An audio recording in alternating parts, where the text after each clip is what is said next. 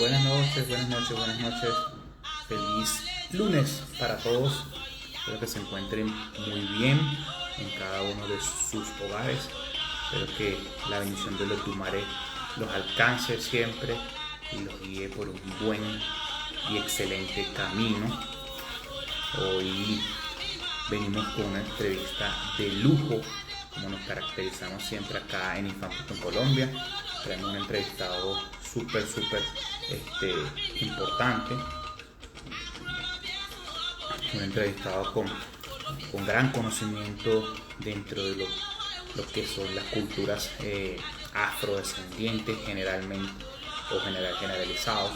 Es una persona que sabe muchísimo sobre todo lo que tiene que ver con las culturas afrodescendientes acá en América Latina principalmente.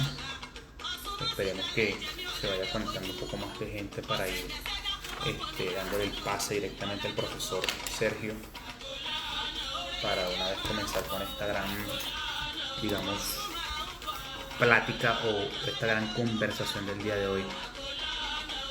Esperemos allí. Vamos a ir dando tiempo que se vayan conectando todos. Espero que tengan muchas preguntas, que tengan muchas inquietudes también, por supuesto, claro que sí. Vamos a ir fijando el tema por acá, que es cultura ancestral.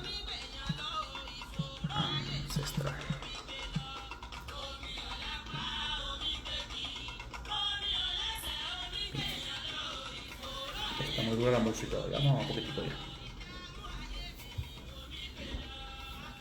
Gracias igual por la observación. Saludos a los que se van uniendo, saludos a los que se van conectando. Vamos a esperar que se conecte el profesor Sergio Mosquera. De antemano, gracias por estar, gracias por la participación del día de hoy. Vamos a dar una chance que se conecte la gente y que podamos comenzar con esta maravillosa y magnífica entrevista. Por aquí estamos. De antemano, como les venía contando, un entrevistado de lujo que tiene muchísimo conocimiento acá en Colombia sobre todo lo que es la cultura ancestral afrodescendiente, ¿no? No necesariamente tiene que ser Yoruba, conoce de muchas otras tribus. La rifa, gracias por estar, hermano, un abrazo fuerte. Aprovecho mientras se van conectando las personas y se van conectando. Aquí está el profesor, ya lo tenemos acá, profesor. Ya no, en lo que tengamos un poquitico más de seguidores conectados, le paso la invitación. Ya sé que está usted por acá. Venía comentando en el preámbulo que lo tendremos a usted el día de hoy, un invitado de lujo que maneja con mucha propiedad y con bastante historia e investigación todo el tema de las culturas ancestrales afrodescendientes.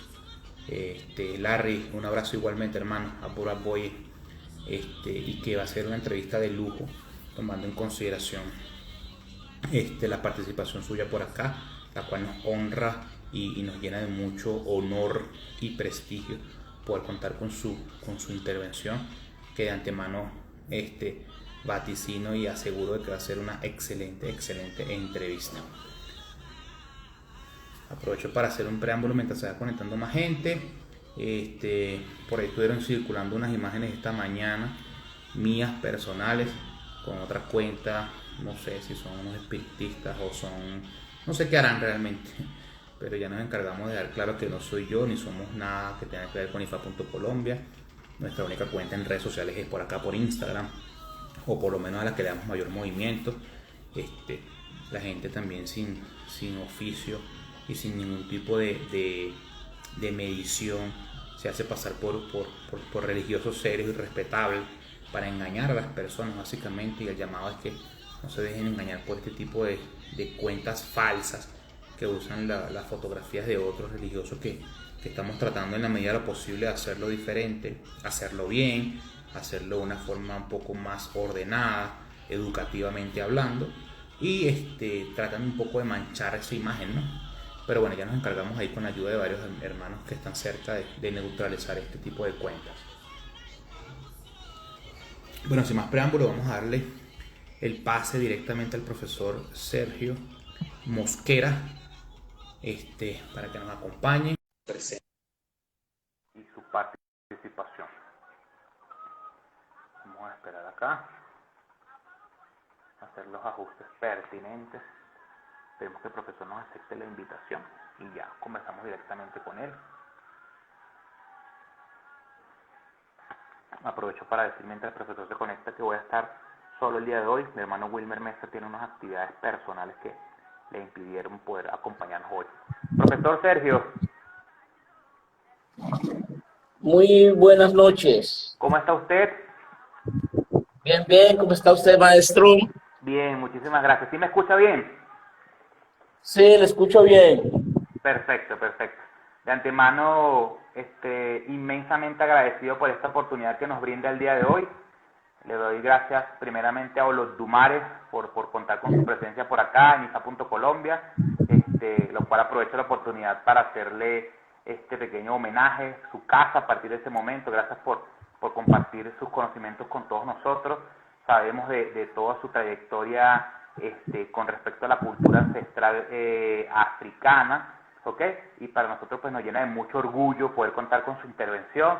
Gracias de antemano una vez más, gracias a todo lo que es la Asociación de Muntu Bantú, que nos han apoyado para que esta entrevista se dé. Gracias a mi babá, Isaac Blanco y Fanik Ba, que también fue partícipe de esta conexión con todos ustedes.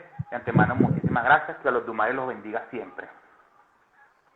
Muchísimas gracias, Amílcar, y que las buenas energías nos acompañen hoy y durante toda la vida, y la conexión con nuestros ancestros nos ayude siempre a mantener el camino, a no perdernos.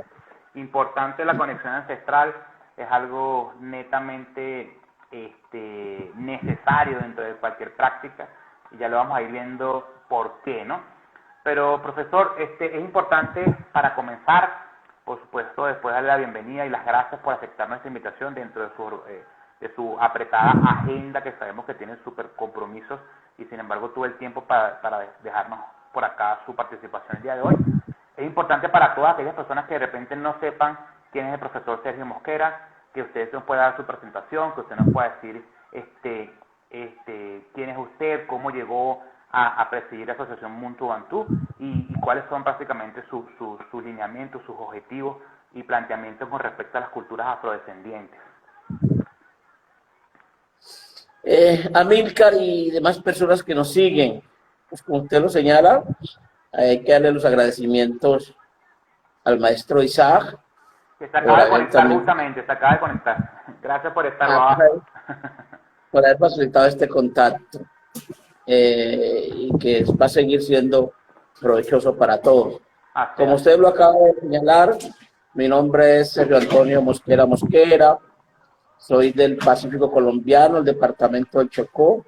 Nací en un pueblo que se llama Ismina, que viene a ser la segunda ciudad del departamento. Mi conexión con África y con lo africano pues se da desde muy temprana edad.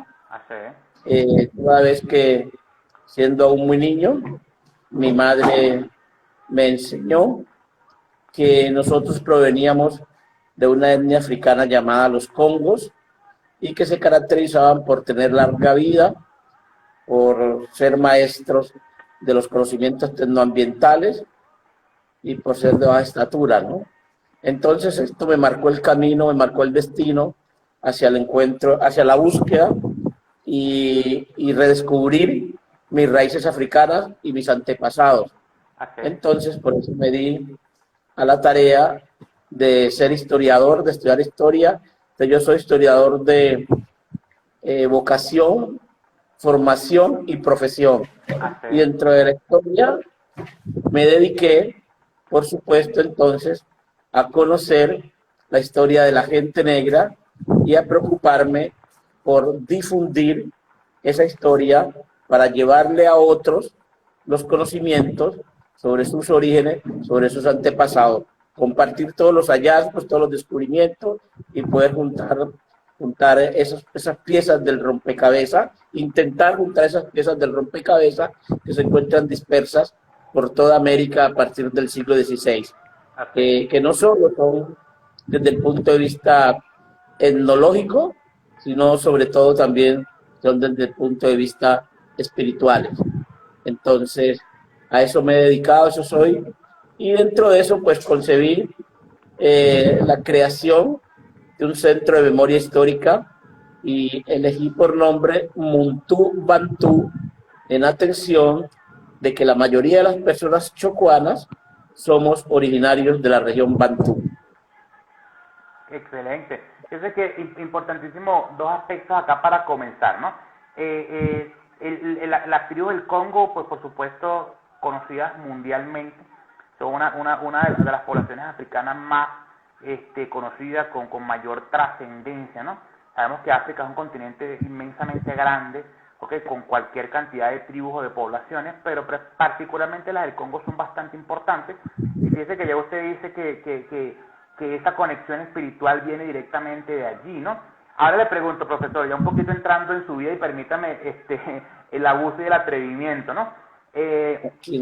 ¿Su madre venía directamente de África como tal, o ya era una generación más futura que nació acá en Colombia directamente? Sí, ya era una generación, ella está viva, tiene 93 años, okay, ya es una generación que nació acá, y ella siempre supo por tradición oral que por línea materna nuestro antepasado más remoto era del Congo y se conoció como Martín Guancho, y cuando lo trajeron a estas regiones lo nombraron capitán de cuadrilla de una mina, un esclavista llamado Rafael Mosquera, que era de Popayán.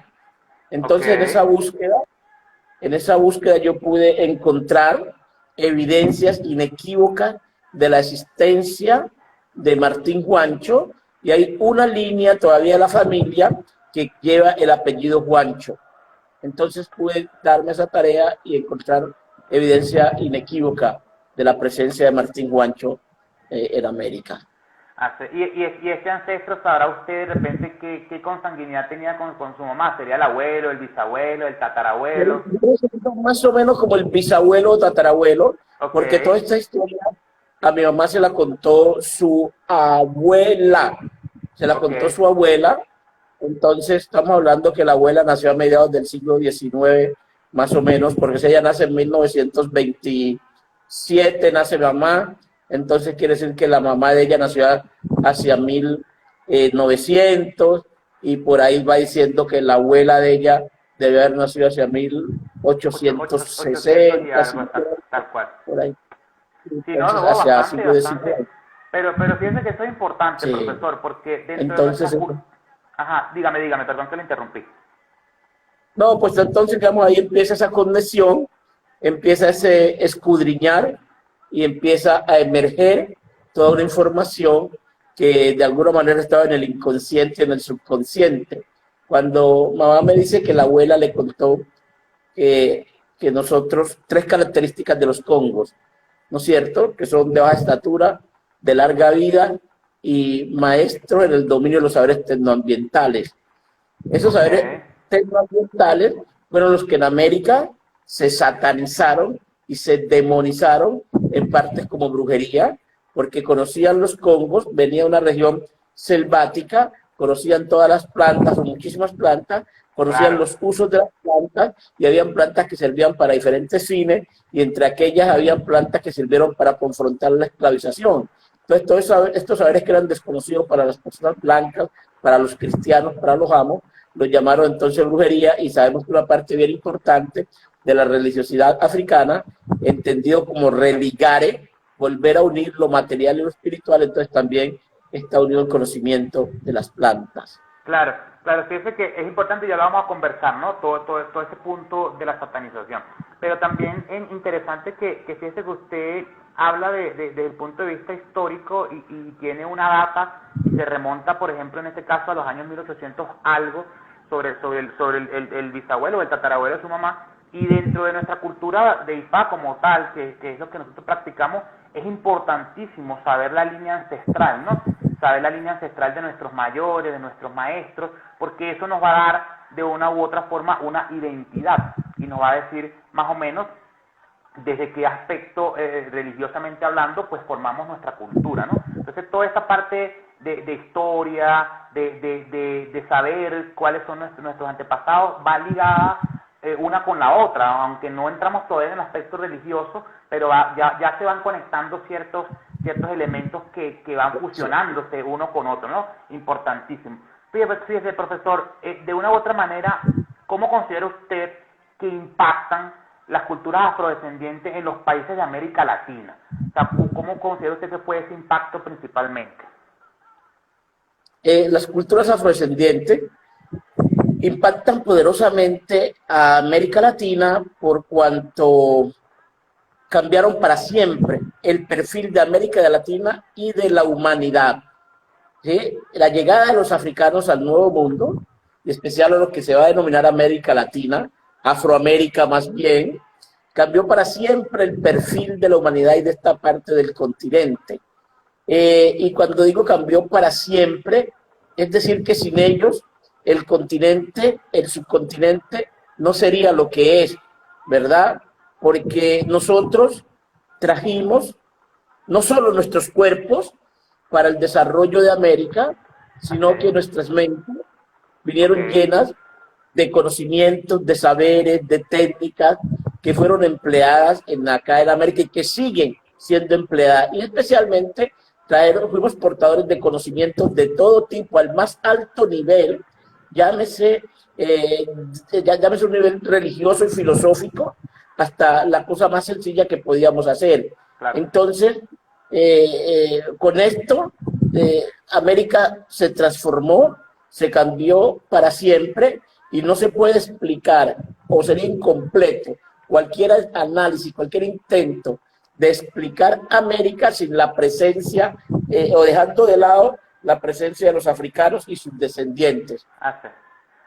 No, es que es totalmente cierto, porque sabemos de una u otra forma que sin eso pues no tendríamos una identidad, ¿no? Y como siempre yo lo digo por acá y lo repito en muchísimas oportunidades, sería mentirnos a nosotros mismos, ¿no? Sería mentirnos a nosotros mismos, ocultar esta parte de la historia, ocultar esta parte del proceso evolutivo de esta región, por lo menos, al menos hablando de la región donde vivimos, ¿no? O sea, sin la presencia de toda esta parte de esclavos y toda la presencia de estas culturas afrodescendientes, pues América Latina de repente sería otra cosa, ¿no? Estaríamos hablando de otra parte de la tierra. Entonces es inevitablemente, y eso es una de las discusiones más grandes que nosotros hoy en día tenemos, porque muchas personas, tal vez, no por menospreciar, ¿no? Pero muchas personas tal vez blancas tienden a tratar de tapar o tratar de disfrazar este proceso evolutivo, y es mentira, o sea, nos estamos engañando a nosotros mismos, ¿no? Y otras muchísimas religiones que también lo vamos a ir conversando, también se han encargado de poner, como decir, su granito de arena en contra de todo este proceso de formación que, como usted dice, vino de la mano y de la mente, no solamente de la mano, de la mente también, de todos aquellos esclavos que llegaron en su proceso limitados en ciertas formas, pero que hoy en día son gran baluarte de nuestra historia, ¿no? Ahora bien, se dice permítame una cosita antes de seguir. Todos estamos en un proceso de aprendizaje, y en África decimos que la vida es una escuela que uno se muere sin haberse graduado, ¿no? Totalmente. Entonces estamos en un proceso de aprendizaje de muchas cosas, y preferimos decir entonces más bien Afroamérica, para incluir no solo América Latina, sino América sajona, ¿sí? Ajá. Es decir, la América francófona, la América lusoparlante, es decir, estamos hablando y tenemos que incluir todo el Caribe, que el Caribe no es latino, es sajón, es francófono, exactamente, ¿no es cierto? Entonces, a veces estamos prefiriendo más bien decir Afroamérica o si no, América Latina y del Caribe, para incluir esa otra parte que no fuimos marcados por la impronta latina, por la impronta hispánica, que dejó en nuestra psique algo diferente. Así es, tal cual. Aquí Fanny Bá lo dice de una forma un poco jocosa, ¿no? Dice, África es la cuna de la humanidad, hasta el más blanquito tiene su ancestro en África. Y es así, es así. Aunque no seamos de color oscuro, por llamarlo de una forma, no quiere decir que por nuestra sangre no corra una tinta de este ADN africano, que ya lo vamos a conversar. Le comentaba... Pero una cosita, Amílcar, y esto sí, todos somos descendientes de África, pero somos descendientes. Pero estoy mirando una cosa, Amílcar, que tú y yo tenemos un marcador africano, esto. Ajá, esto sí, tal cual. Exactamente. Las personas que tú le veas, esto se llama se me da el nombre exacto ahora, pero a quien le veas eso, ese marcador es africano. Entonces, el color de la piel no nos importa. O sea, que el color de la piel, ¿no es cierto? Claro, pero mira. ¿Qué tal? Yo me estoy desayunando con esto y a mí me gusta aclararle, la gente que me conoce sabe que es así. No me gusta alardearme de cosas que desconozco y me estoy desayunando con esto. No sabía que esta hendidura era un punto africano. O sea, que no es en juego en vano que estamos acá. O sea, no es casualidad, no es casualidad. No es casualidad. Claro, profesor, según sus investigaciones, por supuesto, desde su punto de vista histórico, ¿cómo considera usted que fueron toda la parte de esclavitud? Eso lo hemos visto en muchísimos programas, hay grandes documentales de grandes cadenas de televisión que hablan sobre esto, pero no es lo mismo verlo desde el punto de vista de un historiador que tiene ya sus raíces, por supuesto, como usted acaba de decir, en el Congo, ¿no? Según su investigación, ¿de qué parte de África llegaron o cuál fue las partes que mayormente causaron impacto en la migración o en la esclavitud de africanos hacia América Latina? ¿Cuáles fueron estos pueblos, estas ciudades o estas regiones de África que mayor impacto tuvieron en ese proceso? Bueno, esa pregunta nos da para un curso especial larguísimo, ¿no? Da para toda la entrevista, ¿no? Tal cual. Pero yo quisiera primero señalar la responsabilidad también que les cabe a algunos países, a algunos reinos e imperios africanos en la trata y la esclavización. Porque a partir del siglo II, entre los siglos II y XVI, África Occidental estaba viviendo unos procesos geopolíticos, estaba convulsionada. Se estaban enfrentando reinos e imperios y había muchos prisioneros, y de alguna manera esos prisioneros pasaban a ser parte del reino o imperio vencedor. Y podemos decir que en África había una esclavitud sin sociedad esclavista. Sin sociedad esclavista había una esclavitud, pero el prisionero que era esclavo era dueño de su persona y sus hijos nacían libres y él no tenía un valor en el mercado. La situación se trastorna totalmente cuando llegan los europeos y le dan otro sentido a la trata, y esos prisioneros entonces lo que hacen es comprárselos a los reyes y a los emperadores vencedores en las guerras, y eso va a cambiar totalmente la concepción de la esclavitud, de tal manera que la esclavización se viene a dar en América, donde el prisionero africano es convertido en esclavizado, es cosificado, pierde el estatuto de ser humano, los deshumanizan, los cosifican, y va a tener un valor en el mercado, y va a ser vendido, cambiado, convertido en mercancía, ¿no es cierto? Entonces, eso cambia totalmente la concepción de la esclavitud, pero la esclavitud africana, en cierta medida, prepara al prisionero para la trata, a tal punto que sin captura en África no hubiese podido haber esclavización. Si los reinos y los imperios africanos no participan en el negocio, la trata no hubiera alcanzado las dimensiones colosales que alcanzó en el siglo XVIII.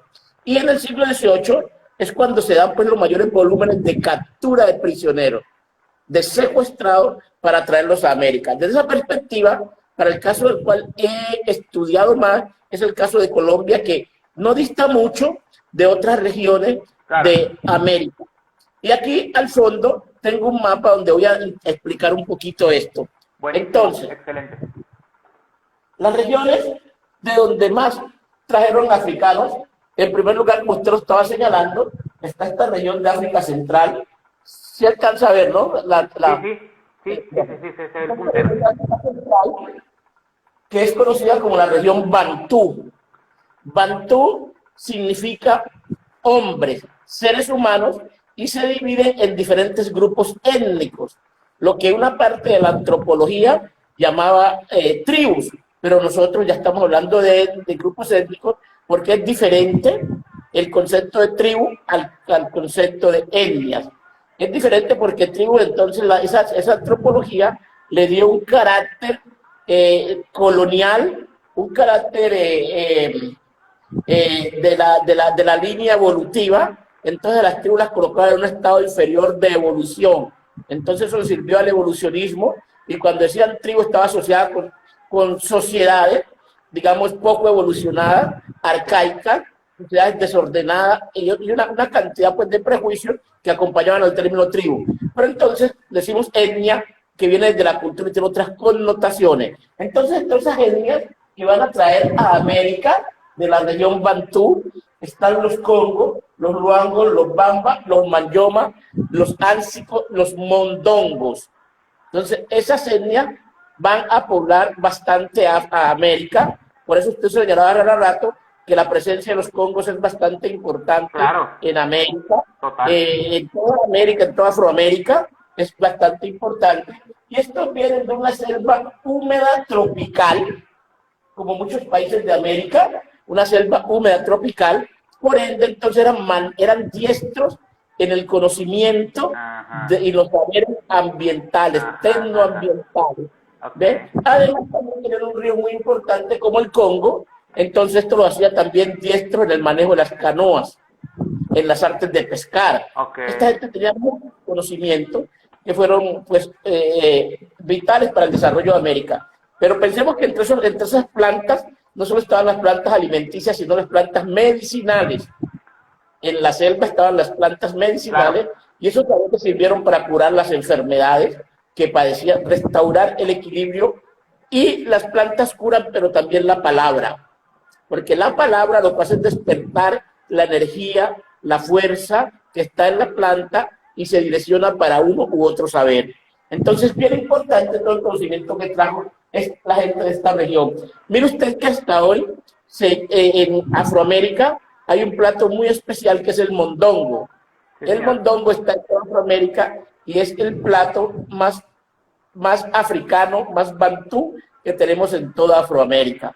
Era la forma como esta gente preparaba sus alimentos, especialmente los días sábados, cuando se racionaba la cuadrilla o la dotación con ganado, y entonces los españoles, los blancos, no comían las vísceras, pero para ellos era la oportunidad de preparar un manjar.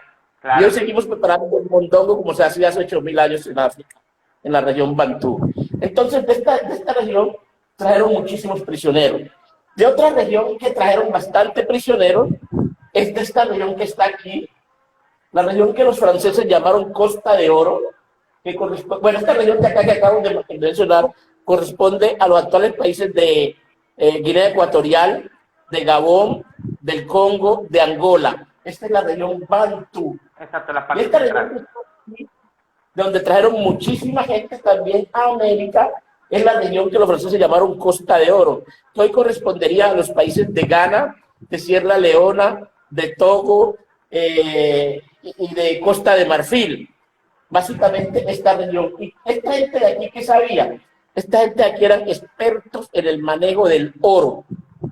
Tenían las minas más grandes, las minas de oro más grandes, y hasta hoy tienen las minas más grandes de oro. Por ejemplo, la región de Kumasi, el reino de Kumasi, actualmente es una de las regiones que mayor produce oro en el mundo, y por eso los chinos están extrayendo oro muchísimo en esta región. Esta gente fue básicamente traída para regiones auríferas como el Chocó. Más abajito nosotros acá, no sé si este cuadro se alcanza a ver, nosotros vemos que en 1759 la mayoría de los esclavizados que habían en el Chocó precisamente venían de Costa de Oro, los esclavizados bozales, es decir, el que está recién llegado. Entonces esta región es importante porque limita por el norte, exactamente con el Imperio de Malí. Y el Imperio de Malí, o el reinado de Sunyata Keita, quien hizo la peregrinación a la Meca y se convirtió al Islam, trajo muchos sabios árabes y en la ciudad de Timbuktu se convirtió en el centro religioso más importante del mundo para ese momento. Y ellos se islamizaron.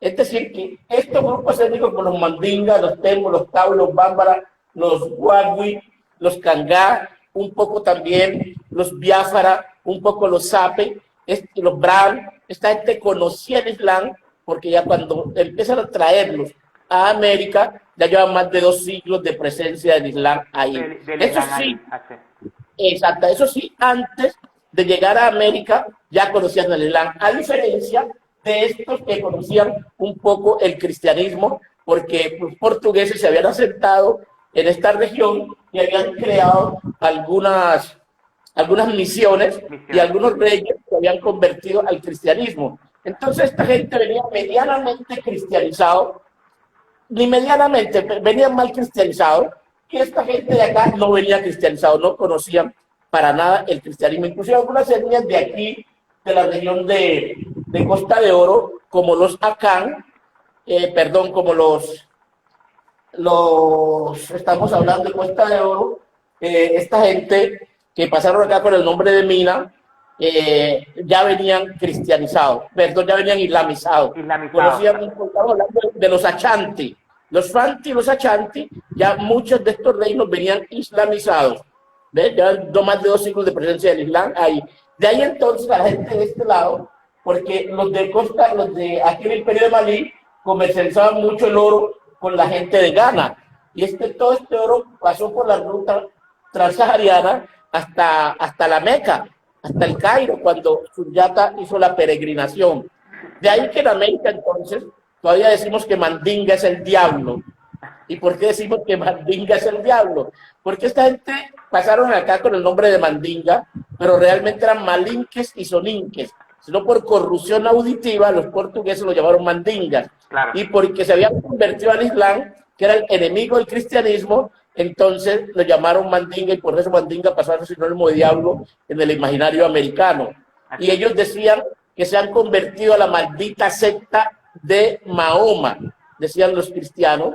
Y además esta gente no era fácilmente esclavizable, la gente de Malí no era fácilmente esclavizable, entonces ni es fácil de convertir al cristianismo. De ahí que durante un tiempo prohibieron la traída de la gente del Imperio de Malí, porque decía que incidían para que los demás entraran a la maldita secta de Mahoma, y por tanto ellos eran muy levantiscos porque no eran fácilmente esclavizables y eran los que prendían las revoluciones, las revueltas en América. Otra región que es muy importante, para lo que lentamente vamos tratando, vamos adentrando, es esta región de aquí del Golfo de Beni, donde florecieron los reinos de Ifé, de Oyo, de Benín, de Dahomey, etcétera, Popó, entre otros, es decir, la familia Yoruba. Ahí entramos nosotros en el asunto.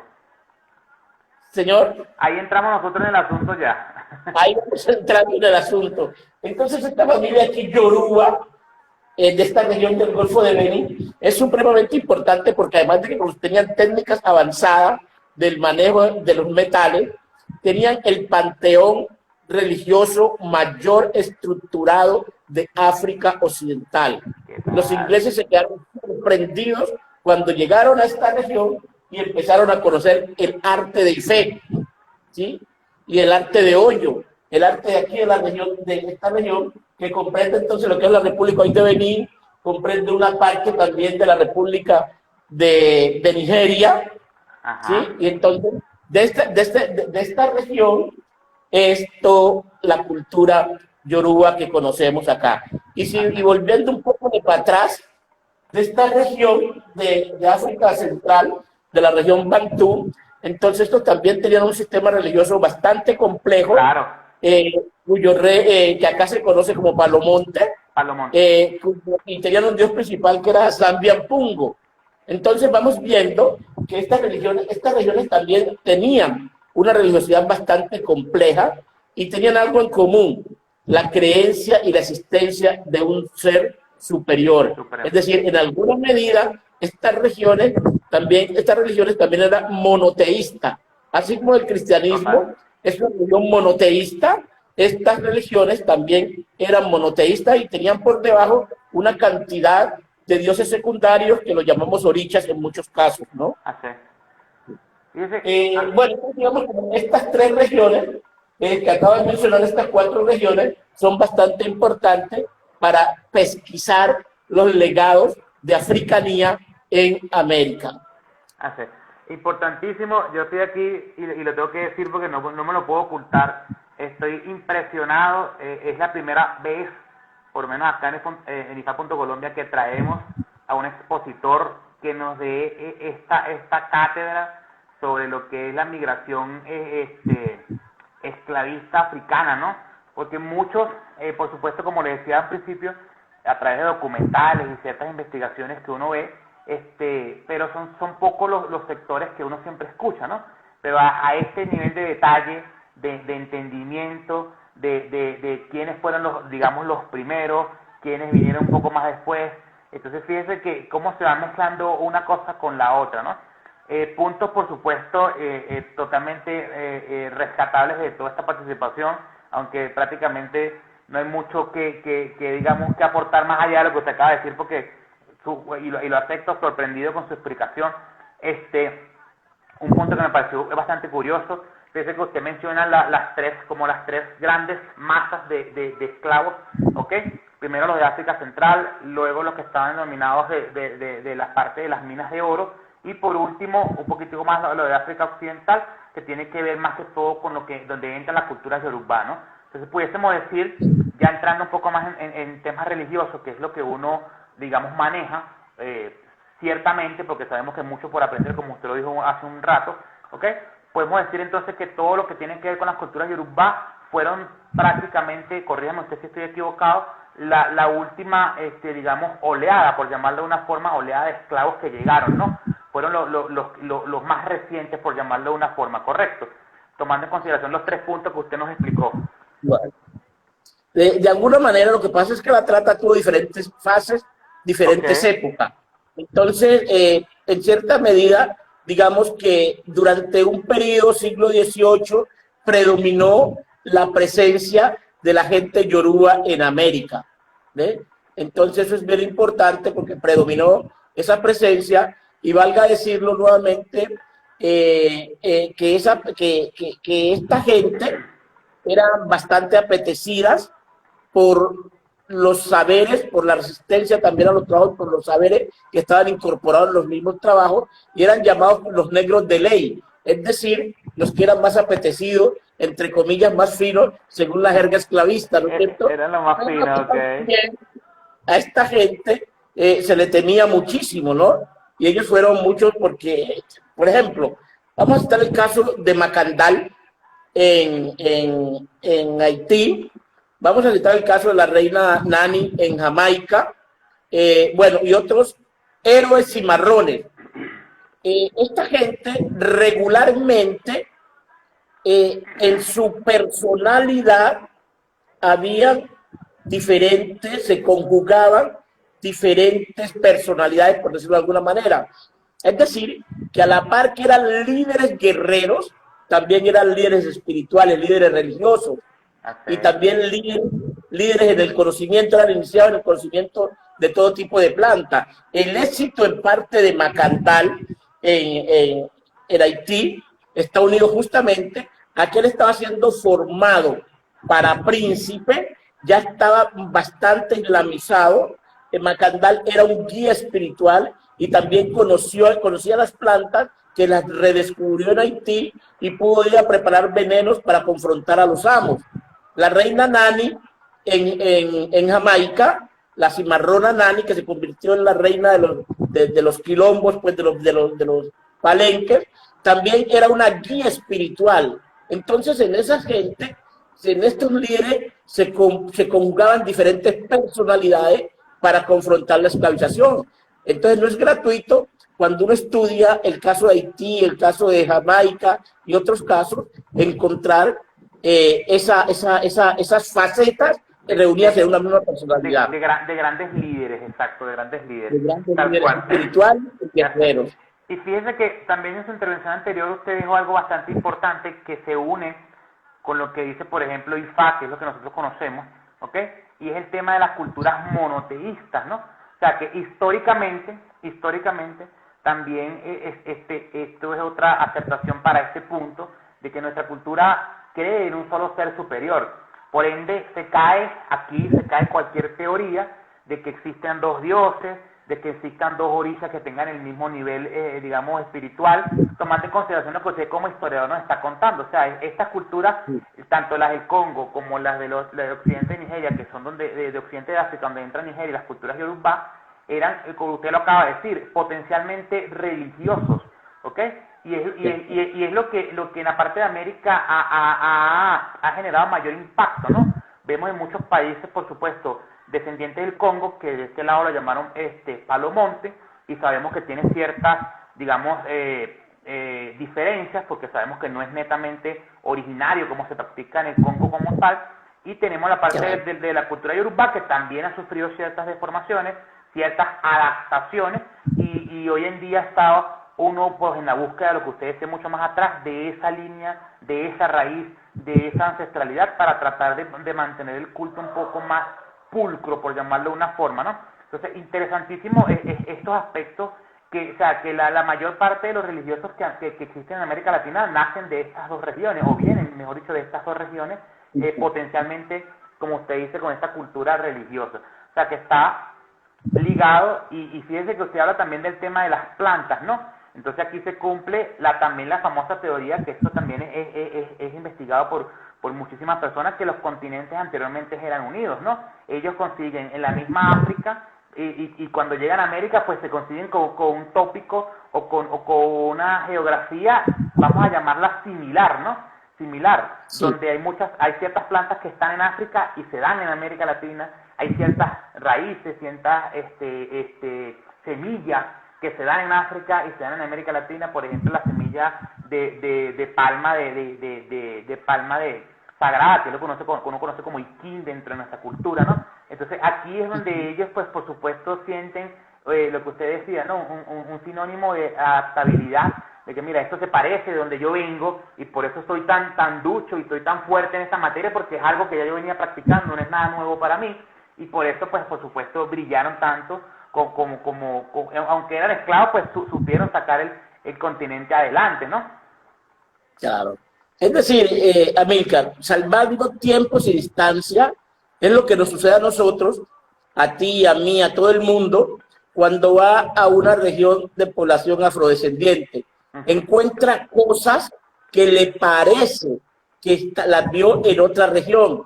¿Eso qué es lo que significa? Que tenemos unos principios orientadores básicos, una matriz común que a partir del siglo XVI, con el traslado forzado a América, esa matriz se rompió en 1000 pedazos, y en muchos pueblos donde iban quedando los prisioneros fue quedando también esa semilla mental, parte de ese rompecabezas.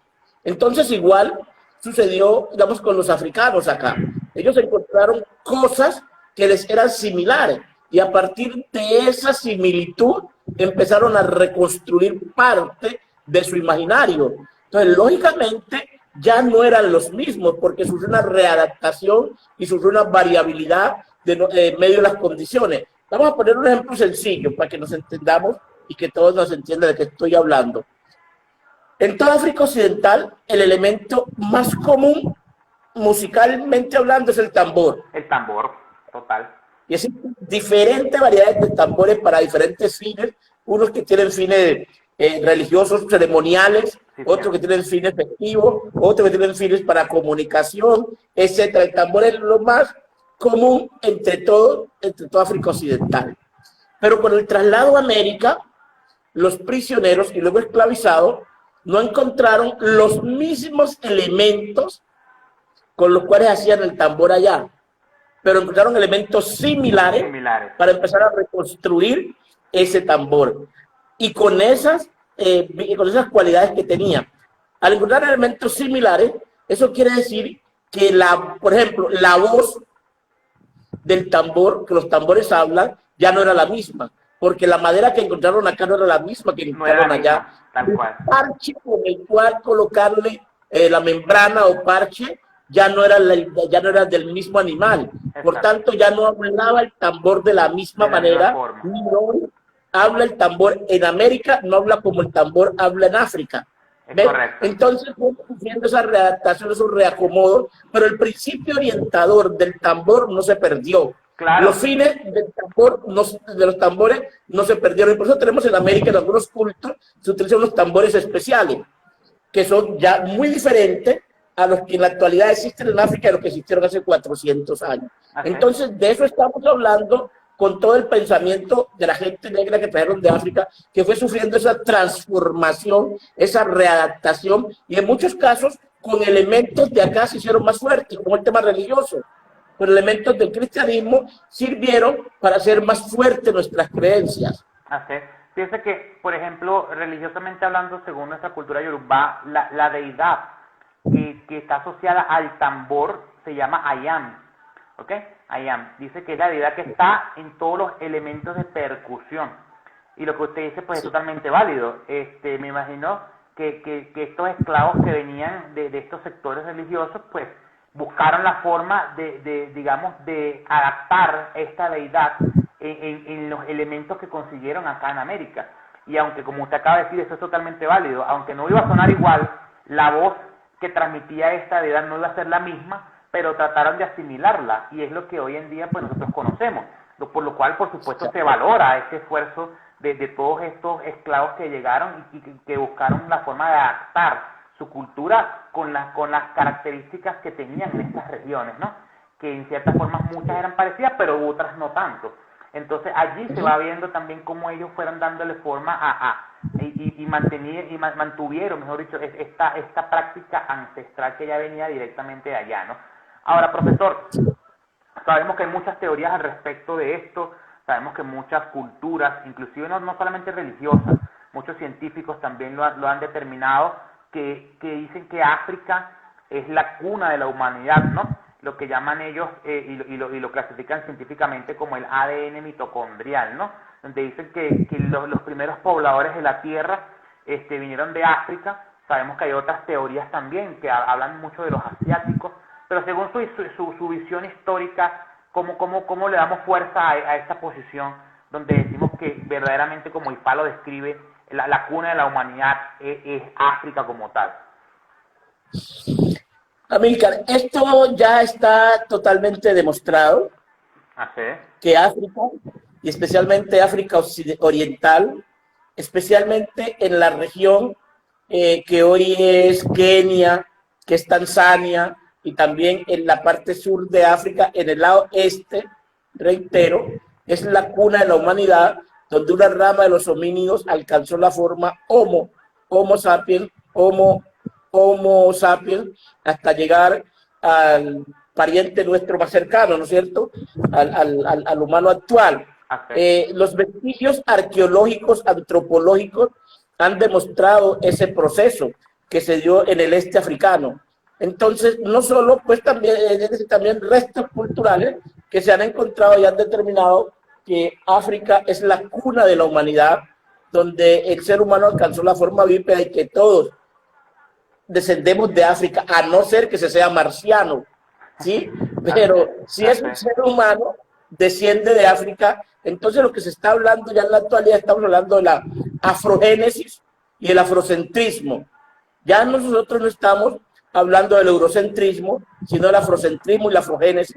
En tanto es la cuna de la humanidad y es el centro de la cultura universal, porque recordemos nomás el caso de Egipto, que las civilizaciones más antiguas florecieron en Egipto cuando los europeos ni siquiera habían, cuando los europeos andaban en caverna, ya los africanos habían desarrollado mucha ciencia, ¿no? Le llevaban un buen rato, exacto. Un buen rato, para ponerlo en un contexto más entendible. Hace 8.000 años construyeron las pirámides egipcias y hace 8.000 años Jesucristo no había nacido. Sí. ¿Bien? Total. Entonces, la antigüedad del continente africano y la antigüedad de los dioses africanos, ¿no es cierto? Son primeros, son mayores que Jesucristo. Entonces, cuando decimos que es afrodescendiente, toda la humanidad desciende de África, pero el concepto afrodescendiente se ha reservado con un carácter político-cultural para aquellas personas que padecieron la captura, la trata y la esclavización. ¿Ves? Toda la humanidad es afrodescendiente, pero el concepto tiene un carácter más político-cultural, especialmente a partir de la cumbre de Durban hace 20 años. Entonces se ha reafirmado el carácter de la afrodescendencia. Así. Fíjese que yo lo digo de una forma un poquito más jocosa, ¿no? Que nosotros somos, lo que pasó con el tema de las mezclas de las razas es que fuimos perdiendo color, ¿no? Se nos fue blanqueando la piel, nos fue metiendo cloro, por decirlo de una forma, ¿no? Pero seguimos siendo con ese ADN neto y de la cuna de la humanidad como tal. Y fíjese que ya usted lo dice que está científicamente comprobado, eso no hay duda al respecto. Ahora bien, ya entrando un poquitico más en la asociación, profesor, ¿qué lo lleva a usted, más allá de sus estudios históricos de investigación, a formar la asociación Muntu Bantú? O sea, ¿tuvo un fin específico? ¿Estaba destinado digamos, a llegarle a ciertas personas? ¿Qué lo conllevó a usted a formar la asociación Muntu Bantú?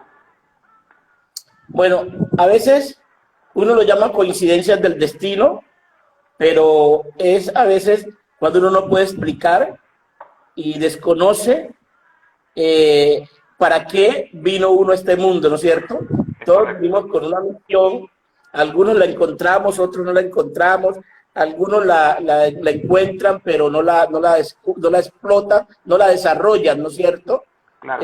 Yo siempre sostengo que la diferencia entre un idiota y un sabio es ninguna, porque ambos tienen una idea. El sabio tiene una idea, lo que pasa es que la desarrolla, claro, y ese se vuelve sabio. Y el idiota también tiene una idea, pero no la desarrolla. Pero no la desarrolla, total. Sí, no la desarrolla. Idiota viene de idea, pero no la desarrolla, o idea viene de idiota. Entonces, después de caminar un poco por el mundo, por diferentes partes del mundo, porque como dicen en Venezuela, se ha baneado bastante. Sí, se ha baneado bastante. Tal cual. Entonces, de ir y venir, y siempre pedir donde diga que me llevaran a los museos, encontrar que no estábamos narrados en los museos, que África no está narrada en los museos, en América y en la misma, digamos, en la misma África, vamos a decirlo, así con una reservita, no está narrada en los museos. Entonces me dio la idea de poder crear algo parecido a un museo, pero que no fuera un museo. Okay. Es decir, un centro de memoria afrodiaspórica, que es diferente a un museo, porque en el museo están las musas y aquí no hay musa, sino que aquí hay H, hay energía. Entonces, vamos a crear algo donde podamos narrarnos, porque además los museos son centros de memoria y también que hablan de una memoria única, la memoria hegemónica, la memoria del vencido, digamos en cierta medida la memoria blanca. Okay. Y nosotros no estamos en esos sitios, y entonces decidimos bien que debe ser un centro de memoria para narrar la otra historia, la historia que no nos ha narrado y que no está narrada en esos centros de conocimiento, porque ellos son centros de conocimiento, pero de un conocimiento hegemónico, ¿no es cierto?, que nos excluye, que nos invisibiliza.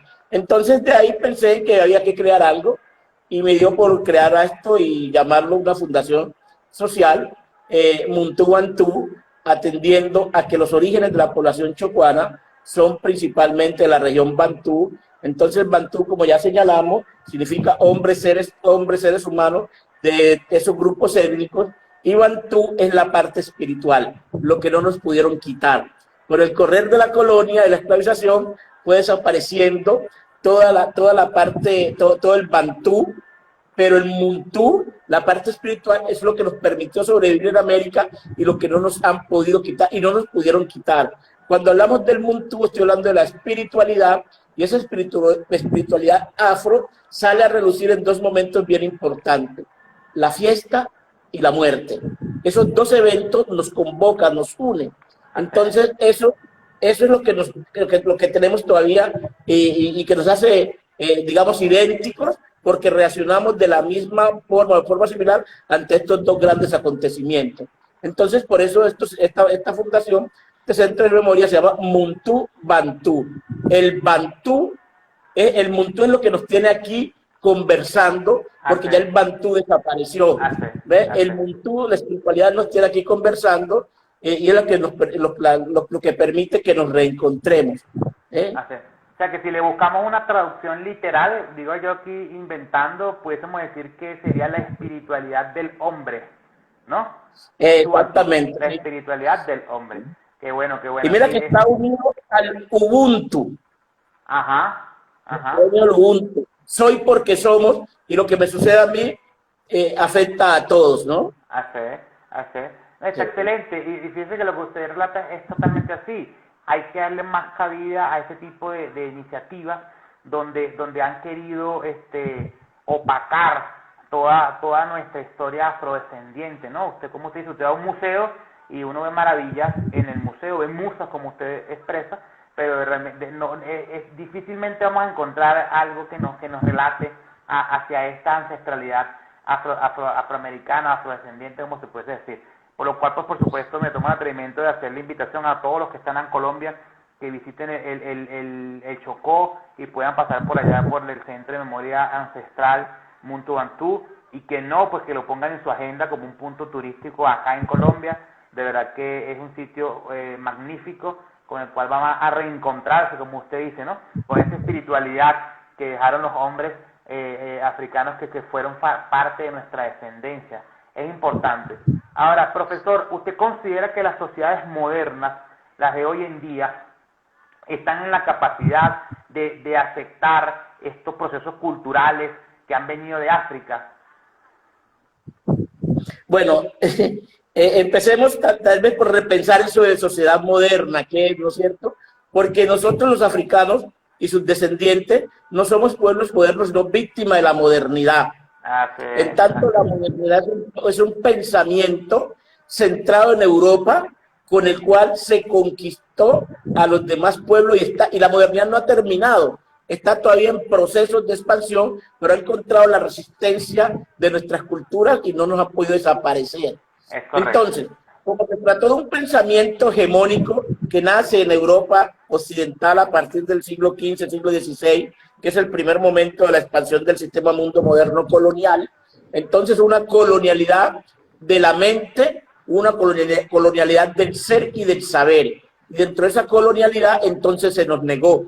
De ahí que mucha gente niega, no acepta estos legados de africanía, no acepta al otro porque es diferente, porque la modernidad se trató de homogeneizar, de estandarizar un tipo de hombre, un tipo de pensamiento, y no es fácil que las personas plenamente modernas o las personas que entienden qué es la modernidad, por eso nos rechazan, ¿ves? Porque la modernidad, reitero, fue un pensamiento hegemónico para conquistar, para colonizar el mundo. Nosotros no somos pueblos modernos, somos víctimas de la modernidad que desde el siglo XVI nos está colonizando.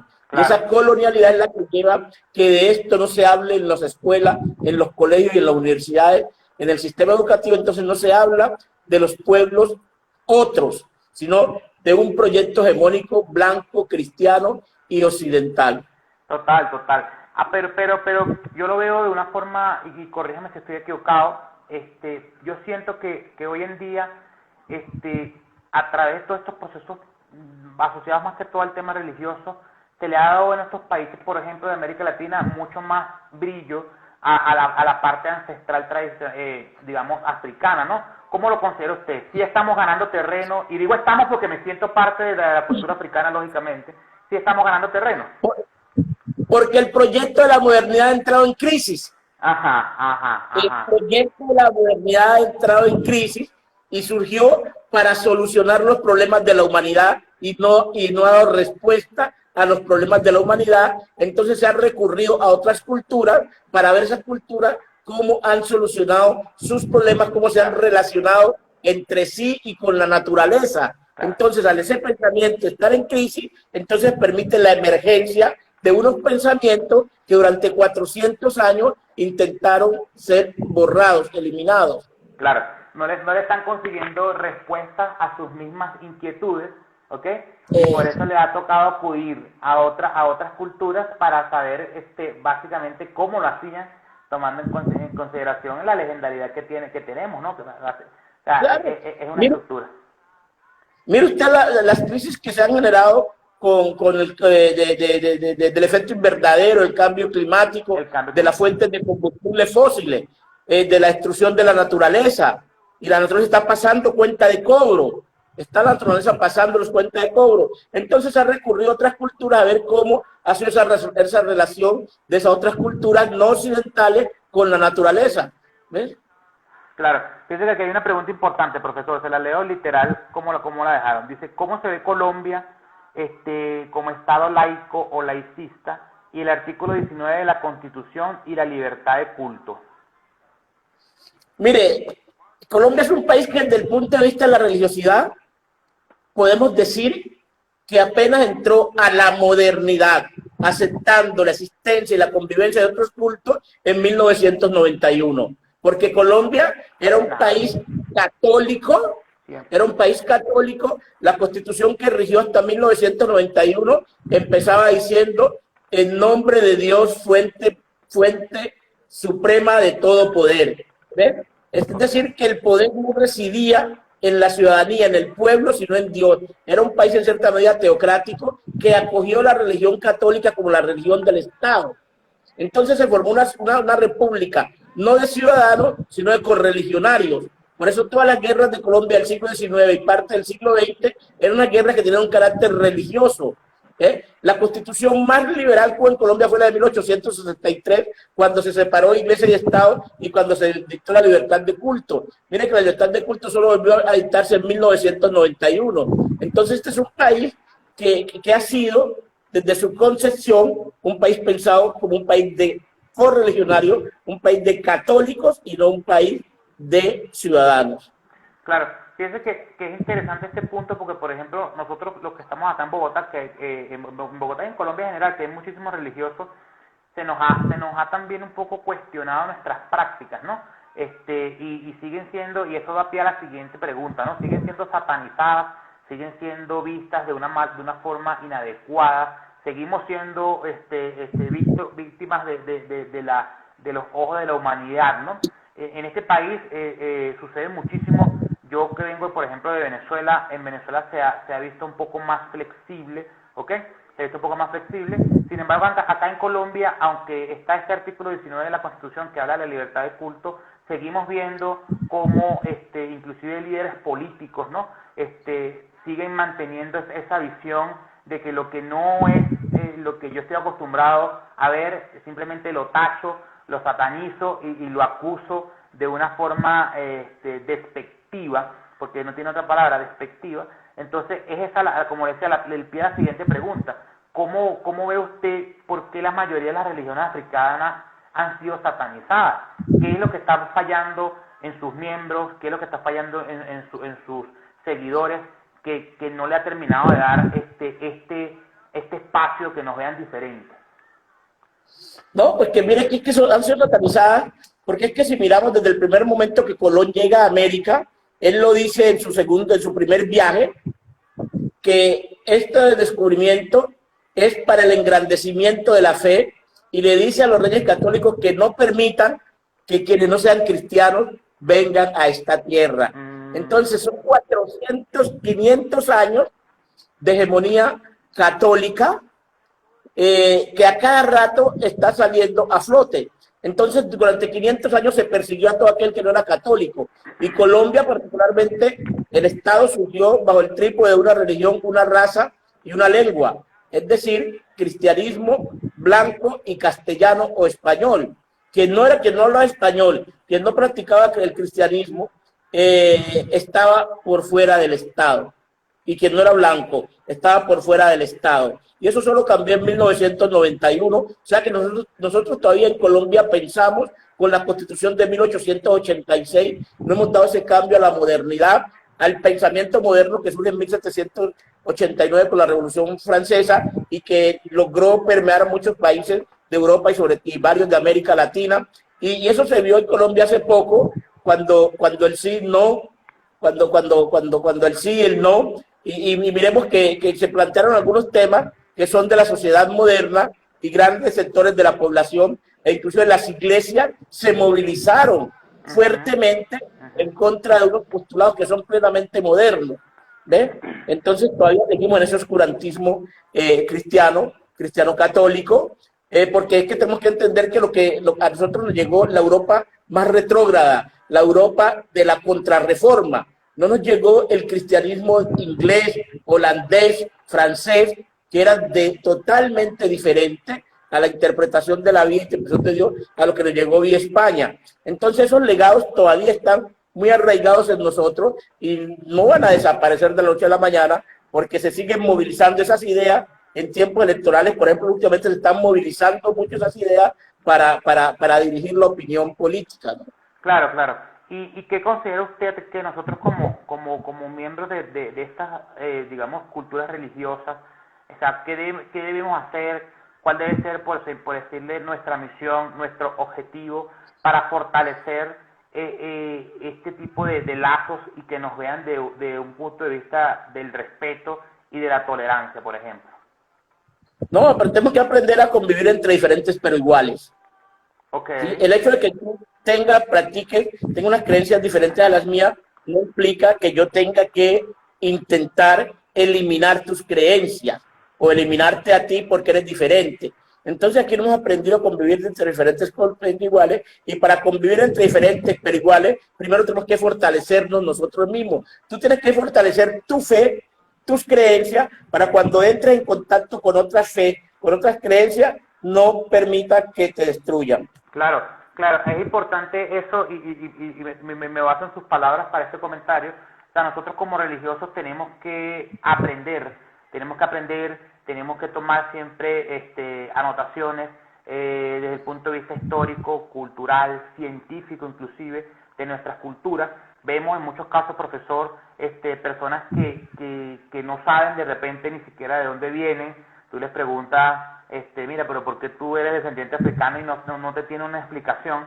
Entonces, en ese tipo digamos, de personalidades, sin menospreciar, es donde tenemos que apuntar, ¿no? Desde Muntu Bantu como digamos, asociación cultural, desde todos nuestros líderes religiosos, dependiendo de las culturas, digamos, que se han desprendido de las ramificaciones africanas, ¿para qué? Para que podamos fortalecer. Porque si no, profesor, y vuelvo y le repito, corrígeme si estoy equivocado, yo pienso que van a seguir pasando los años y la historia se va a repetir, ¿no? O los procedimientos se van a repetir, porque si no mejoramos y nosotros mismos no le damos brillo a estas culturas y a estos ideales, pues no vamos a pretender que un católico, mejorando los presentes, sin faltar el respeto a su cultura, que un evangélico, que un practicante de otra religión venga a apoyar lo que nosotros hacemos, ¿no?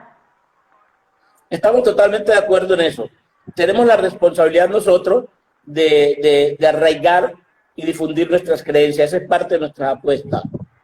Es así. Fíjense que lo veía más atrás en su segundo conversatorio que tuvo en su cuenta por Facebook, y en la conversación que tenía ahí con los participantes, que estaban hablando como del culto a nuestros ancestros, ¿no? Y tenemos, Sí. Independientemente de las formas y de las culturas que practiquemos afrodescendientes, muchas maneras de cultuar a nuestros ancestros, ¿no? Cada quien lo hace apegado a su originalidad. No necesariamente tenemos que acudir, por decirle, a una misa en una iglesia católica para poderle ofrecer un culto a nuestros difuntos, por ejemplo. Entonces tenemos que apuntar en ese sentido, en apoyar lo que es nuestro, porque tenemos muchas formas de hacer lo mismo. Lo que pasa es que la desconocemos. Sí. Sí, y tenemos que saber que tenemos 400 años de implantación, de alguna manera, de imposición. Tenemos 400 años de imposición de una cultura religiosa y que no es fácil desarraigarla de nuestro imaginario. Antes uno se explica la fortaleza de esas religiones africanas que durante 400 años, 500 años, siendo embestidas con todo el poder del Estado, con toda la protección del Estado, embistiendo a otras religiones, cómo pudieron estos legados africanos sobrevivir. Eso nos habla de la fortaleza de estas religiones. Fueron 500 años gozando la protección del Estado, porque era la única religión que se enseñaba en las escuelas y colegios. Exacto. empezando por ahí que Colombia le cedió el monopolio de la educación a la iglesia. Y entonces es un milagro que estas religiones hayan podido sobrevivir. Así como es un milagro, pensemos en las cosas un poco similares, pero totalmente diferentes. Uno nos explica cómo en la Unión Soviética, después de 70 años, el cristianismo no había desaparecido. ¿Ve? Gozando, es decir, no siendo protegido por el Estado, incluso siendo perseguido. Entonces, pensemos en el caso de nosotros, 500 años de opresión, 500 años luchando para erradicar y cómo estas religiones no desaparecieron. Exacto, es así. Profesor, fíjese que hay un mito, y voy a tratar de formular la pregunta de una forma que se entienda, como usted dice, para que no quede tan, digamos, tan enredada. Existe un mito dentro de esa cultura de Ifá, principalmente la parte afro-cubana, ¿ok? Donde se decía que los esclavos traían los secretos de Ifá, por ejemplo, en el estómago, que ellos se los comían, ¿ok? Se los comían y en ese proceso del viaje, lo que duraba un viaje de África a América, en aquellas épocas, ellos traían los secretos. Entonces, usted nos puede narrar más o menos, según su apreciación, cuánto duraba un viaje aproximadamente entre África y América, por ejemplo. ¿Para qué? Para saber cuántas veces este esclavo se comía las semillas, las desecaba y se las volvía a comer y se las volvía a... porque no tiene otra explicación, ¿no? Sí, el viaje duraba entre 8 y 12 semanas, es decir, entre 2 y 3 meses duraba el viaje de las factorías africanas, de los puertos africanos, hasta Cartagena de Indias, más o menos duraba ese tiempo. Como 12 semanas, entre 2 y 3 meses. No, entre 8 y 12 semanas. Entre 8 y 12, ok. O sea, entre 2 y 3 meses aproximadamente es lo que duraba un viaje. Okay. El viaje, sí. Entonces, ¿qué en las condiciones inhumanas e insalubres, pues.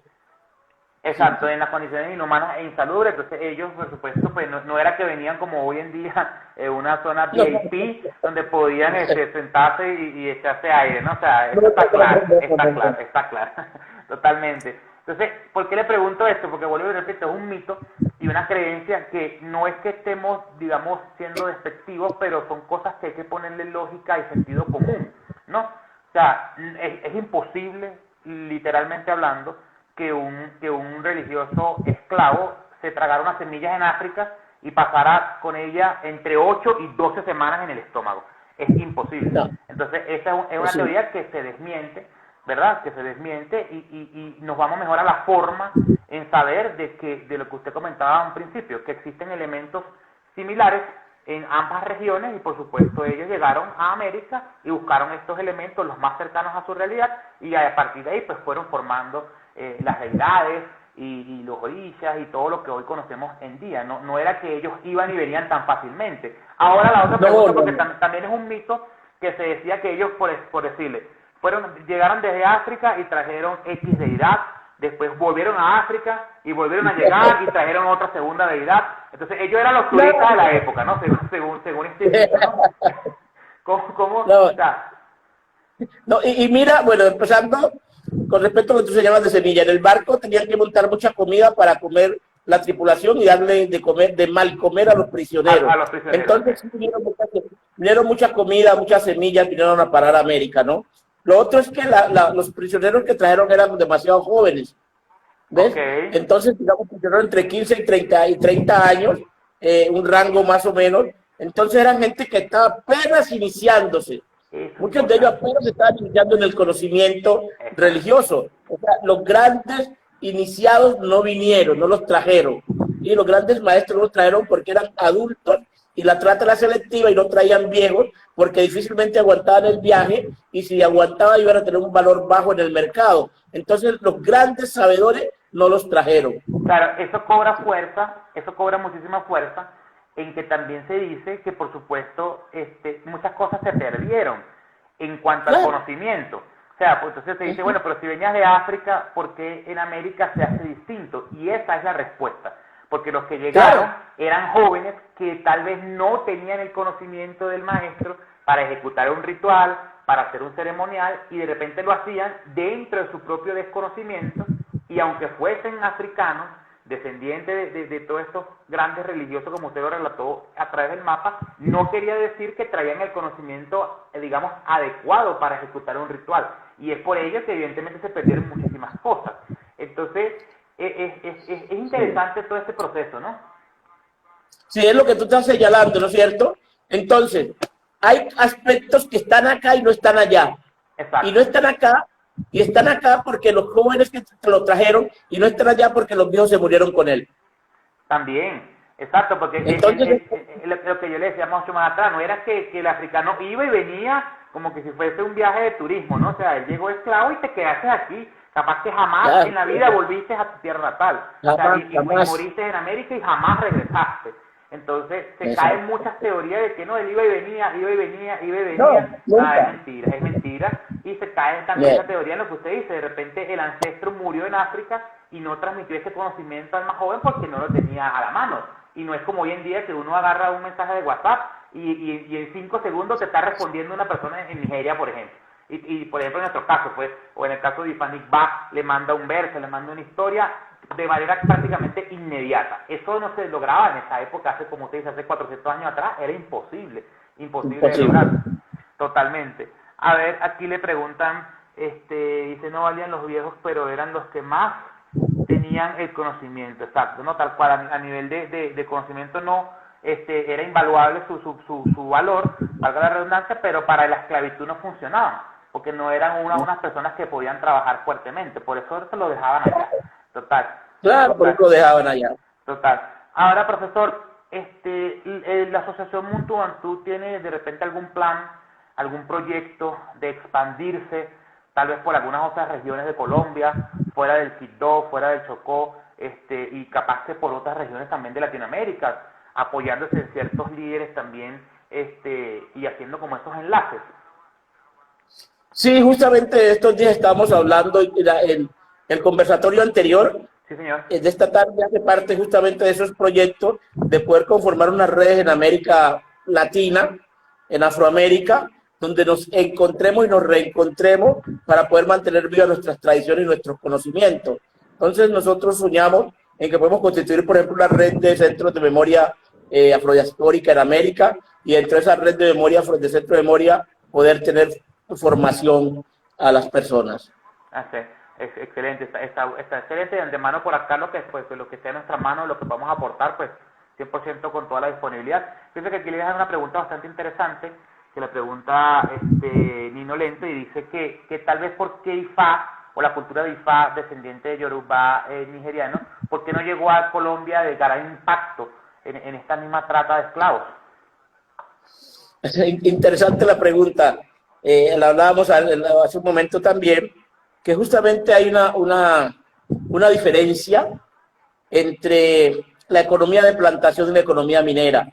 Colombia no hubo plantación, o sea, hubo economías más móviles con pequeñas cuadrillas, y estas religiones que estamos hablando florecieron, se mantuvieron, especialmente en países agrícolas y de economía de plantación, con una población sedentaria, un mayor número de cuadrillas, y era más probable que personas provenientes del mismo grupo étnico se encontraran en esa plantación y pudieran reconstruir sus creencias, sus ceremoniales, que en la cuadrilla de mineros, 15, 10, 5 mineros, había poca probabilidad de que se encontraran mineros provenientes de la misma región, y eso también con el caso de Colombia dificultó el surgimiento y el mantenimiento y surgimiento de estas religiosidades. Si nosotros miramos, entonces, estas religiosidades son fuertes en países como Cuba, Haití, Jamaica, Brasil, Venezuela Occidental, toda esta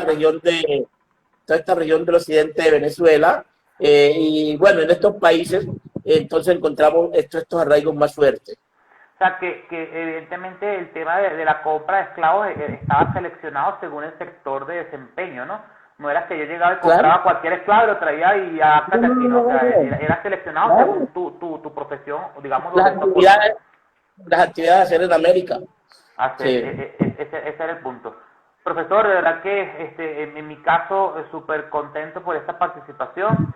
Se nos está agotando el tiempo, no sin antes nos gustaría que nos dejara usted unas palabras de concientización para todos aquellos miembros de culturas afrodescendientes, religiosas o no, que posiblemente no tengan un gran auge o un gran ímpetu de conocer, y que usted nos puede dar su reflexión sobre todas aquellas personas para que vayan dándole fuerza y ganas a nuestras culturas afrodescendientes ancestrales también, ¿no?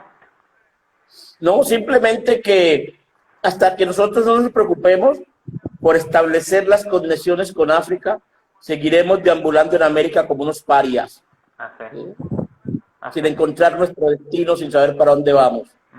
Por eso es que es importante, y lo refuerzo ya para cerrar, y lo hemos conversado por acá en muchísimas oportunidades. A veces nos critican, profesor, y son críticas que suelen ser destructivas, pero nosotros no la vemos de esa forma, porque nosotros simplemente vamos al origen, o porque tratamos de llegar a ese origen. Entonces somos criticados y somos de repente cuestionados de que estás quebrando tu religión, estás quebrando tu culto. Y mucho más atrás, hace un par de meses, estuvimos por acá un entrevistado que se llama el señor Pío Márquez, para el cual mando un gran saludo, y nos dejó también un mensaje de reflexión al final que decía como que, mira, si tú fuiste esclavo y te liberaste, por supuesto falleciste y estás en el plano ancestral, tú nunca vas a querer que tus descendientes vuelvan a ser esclavos de una cultura, vuelvan a ser esclavos de otra forma, porque aunque no tengamos los grilletes, seguimos siendo esclavos, ¿no? Entonces tenemos que buscar la libertad. O sea, es un tema de pensamiento, tal cual, por eso lo traigo a colación. Tenemos que buscar la libertad. Y es lo mismo que usted está diciendo hoy, palabras más, palabras menos. O sea, es eso. Ve a tu raíz, ve a tu origen, busca en tu africanía, que ahí vas a conseguir, capaz que vas a conseguir tu línea ancestral de donde vienes, y trata de traértela acá a tu zona de confort y demuéstrale a la gente que esto es lo que nos ha mantenido vivos durante muchos años de existencia, ¿no? Perfecto.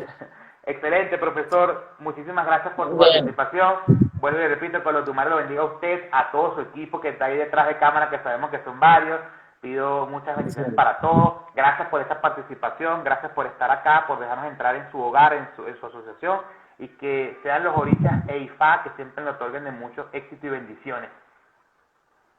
Muchísimas gracias, igual para todos, para el maestro Blanco, Isaac, muy bien. Aboro, que esté muy bien. Feliz noche. Feliz noche.